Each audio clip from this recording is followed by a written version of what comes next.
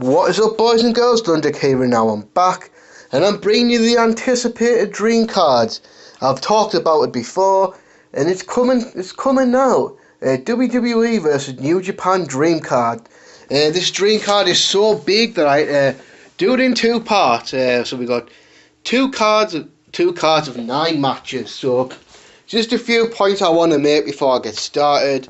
Number one, no titles are on the line in this one. So all these matches are just for company pride. So matches contain the champions. The titles are not on the line.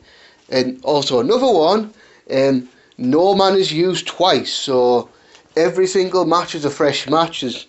Nobody's going to be on both cards. So I'll try my best to split the cards evenly. Also, with one exception, which I'll explain later on, I'm going for the rosters as they are now. So I've gone for people on the injured list are not on this card. So Dean Ambrose, Jason Jordan aren't on here. The one guy that is Randy Orton, and that's only because I wrote the card out, and then obviously Orton got injured there last week or so, and I just didn't really feel like changing it because I already had the card set. Brock Lesnar is not on this card for real reason. There's New Japan don't really have that monster special attraction like Brock Lesnar, that part-time special attraction type guy. New Japan don't really have anyone like Brock Lesnar, so I decided not to put him in a match. Another one, because the WWE's got a much deeper tag team division, with having like Raw and SmackDown divisions and all that. Obviously, there's going to be a couple of major tag teams missing from this card. Probably the biggest glaring omission is the Usos. And it's just because I didn't have a match for them, because obviously New Japan doesn't have quite as deep as a tag team roster as the WWE does. And lastly, just to make it simpler all round, with one exception, I've kept this to the main roster only. So I've omitted NXT from this card, and who knows, maybe in the future I might do an NXT versus New Japan card or something along those lines as a possibility. We'll see. So now I've blabbed on for 2.5 minutes. Let's get to the actual card. Night 1 is going to be taking place in the Tokyo Dome in Japan. So I think I explained it before. I'm going to do a US and a Japan card. Obviously, Night 2 will be in Madison Square Garden. Obviously, I know there's a big difference in size between the Tokyo Dome and Madison Square Garden, but the Garden's a garden, isn't it? I mean, the Garden is just this magical, epic arena. And yeah, do you think it was fitting? So, okay, let's get to the first night in the Tokyo Dome card. Match number 1, a special 10-man tag team match. 205 Live taking on the New Japan Junior Heavyweight Division. 205 Live is captained by Cedric Alexander. And Alexander will be joined by Buddy Murphy, Mustafa Ali, Drew Gulak and Kalisto. And their opponents, New Japan Junior Division, captained by Will Ospreay. And Ospreay is joined by the villain Marty Scurll, Kushida, Hiromu Takahashi, and Taishi Ishimori. I mean, originally, because I've had this card in my head for a while, I had Risuke Taguchi on this, but obviously now Ishimori is a massive addition to the New Japan Junior Division, so he is now on this card again. So yeah, basically just let them have a fast-paced opening to get the fans into it. Obviously, a lot of flips, a lot of dives, all that great shit. And New Japan are going to strike first blood with Will Ospreay pinning Kalisto to win the match for the New Japan Junior Heavyweight Division. Then we got match number 2. Jay White representing New Japan versus, from the WWE, Drew McIntyre. Now this would be an interesting match. I feel like Drew's not that young anymore, but he's back on the main roster. Jay White, of course, the young guy, the United States champion. Would this be an awesome match? No, probably not. But I feel like it'd be a good mid-card match for sure. Like a 3-star, 3.25-star type match. Give them 12, 13 minutes maybe to do the thing. And let's give New Japan the advantage. New Japan can go 2-0 up. Jay White can defeat Drew McIntyre. The big win for him in match number 3. This should be a good mid-card match. Representing New Japan, the never openweight champion, Hiroki Goto, to face from the WWE, The Miz. So yeah, basically you've got a good babyface in Goto, a good heel in The Miz, and just let them do the thing. This will be a good match, I feel. Probably about a 3.5 star match or something like that. Yeah, and then obviously for the finish, I know these sort of shenanigans don't normally happen in New Japan, but obviously I know Axel and Dallas aren't with The Miz anymore, but The Miz can strike a deal with his old buddies to interfere, distract Hiroki Goto. Miz can hit the skull-crushing finale to give the WWE the first win. So we're now up to WWE. A 2-1 behind. Now I think the show's going to pick up with a big match and a familiar match as well, and that's representing the WWE, Finn Balor taking on New Japan's Kota Ibushi. Now, of course, back in the day when Balor was Prince Devitt in New Japan, they had a long rivalry over the IWGP Junior Heavyweight title, wrestled a couple of Wrestle Kingdoms together. It was Wrestle Kingdom 8 and 6 maybe? I think it was maybe 6. Possibly. And obviously they've had like other matches. Didn't they wrestle King of Pro Wrestling 2012 as well? But anyway, so obviously for this one, of course, being a big show, the Demon Finn Balor comes back and to renew this old rivalry.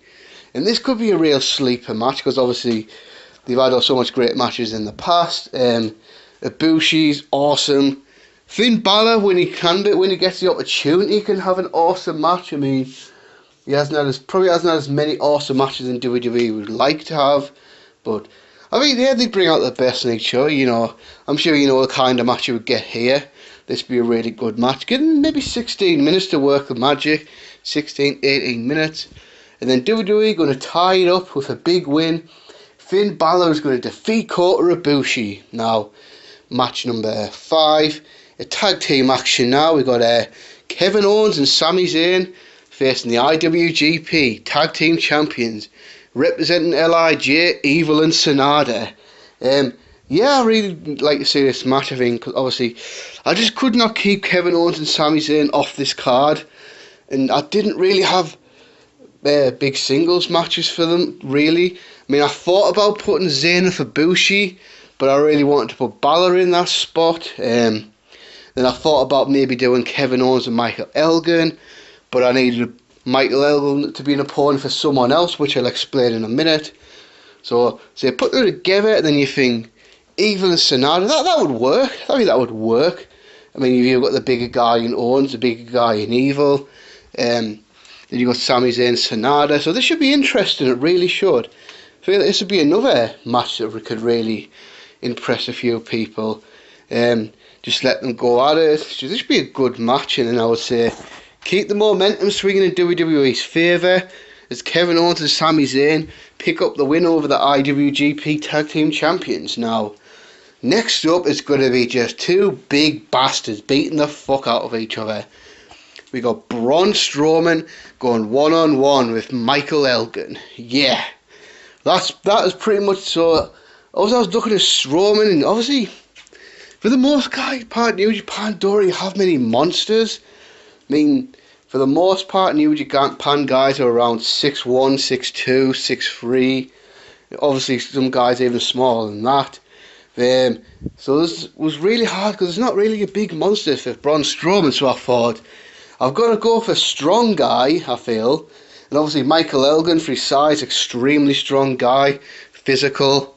So put them together. I feel like it'd be believable enough. Elgin could probably be strong enough to pick Strowman up a few times and that sort of thing. I would say make this match a little bit shorter, maybe 13, 14 minutes. Just have one of those matches where they just go out and crazy power moves, hard hitting action, that sort of thing. And then we're going to have another win for the WWE as Braun Strowman can then defeat Michael Elgin. Now, in the last 3 matches, these are the big 3 matches of the night, and Match number 7, Minoru Suzuki versus Seth Rollins. This could be an awesome match in my opinion. So this could be one of the sleeper matches of the entire card. You got this the badass motherfucker heel in Minoru Suzuki. I mean, I just love watching Minoru Suzuki work. Such an awesome worker. Seth Rollins, arguably the hottest wrestler of the WWE right now. This would be an awesome match. I mean, you've got the technical ground ability of Suzuki and the fast, younger, high-flying Seth Rollins. I feel like this would make an awesome match of Rollins trying to outquick Suzuki, but then Suzuki eventually getting the better of him and then just methodically beating the crap out of him. I say give this match 25 minutes, maybe even more, just to let it build. It's awesome with Suzuki. I think he's 50 this year, if he's not 50 already, but he's having a pretty amazing year. Particularly that match he had with Tanahashi back at the New Beginning, that was amazing. So obviously, yeah, and I say do a similar finish. Suzuki just beats the shit out of Rollins' knee, beats on it and beats on it and beats on it, until finally Rollins can take no more and is forced to tap out. So Minoru Suzuki defeats Seth Rollins. Now in the semi-main event of this night, we got from the WWE, Schinsky Nakamura taking on Tetsu and Nato. I mean, these guys have wrestled before, but I don't think they had a big high-profile feud. Nato's the current Intercontinental Champion. Who knows more about the IWGP Intercontinental Championship than Shinsuke Nakamura? And now it works as well because Nakamura is now a heel, Nato's a babyface, so this should be a fantastic match between these two. And I'm sure it would be a big thing for Nakamura to go back to the Tokyo Dome, obviously, but this time representing the enemy in the WWE. So that'd be interesting, how the crowd would react if Nakamura had been there, but Nakamura being there as a WWE guy now. Yeah, this should be an awesome match, I reckon. This would be, yeah, probably on this show, match of the night, I would imagine, probably. Or maybe even Suzuki Rollins, but this would be pretty close, I feel. And then obviously let New Japan tie it up. So Nakamura is defeated by Naito, so we're going 4-4. That's the thing, guys. Obviously, we're going to go to tie up for the main event because why? What's the point in having the main event if one side's already won? The main event has to mean something. The main event has to be fought for. And what is the main event for this card? Main event for night 1 is IWGP Heavyweight Champion Kazuchika Okada versus Roman Reigns. That's right. Not sure how this one will go down, but it's a match I wanted to do. I did consider swapping Reigns and Rollins around for these matches, but I think this match works better. I mean, obviously, I don't want to talk about Roman Reigns' push right now, but kind of Company Golden Boy versus Company Golden Boy. Both similar size, similar age. I think Reigns is a little bit older than Okada. And it'll be a physical match. And I imagine if this match happened, it'd probably be the best match Roman Reigns has ever had, in my opinion. I mean, to date, his best match was the one with Seth Rollins at Money in the Bank a couple of years ago. But this will probably top that. I mean, we all know what Okada can do in big matches. And despite his booking and his character, we know Roman Reigns could have an awesome match. I mean, he's had enough good to great matches in his career that's proven that. Just not the last few with Brock Lesnar, but overall, you think Reigns is good enough to at least hang in there with Okada in the ring. Give this 35 minutes because most of Okada's matches go over 30 at least. So have that in the same vein. I'm sure you'll get your big kickouts and all that.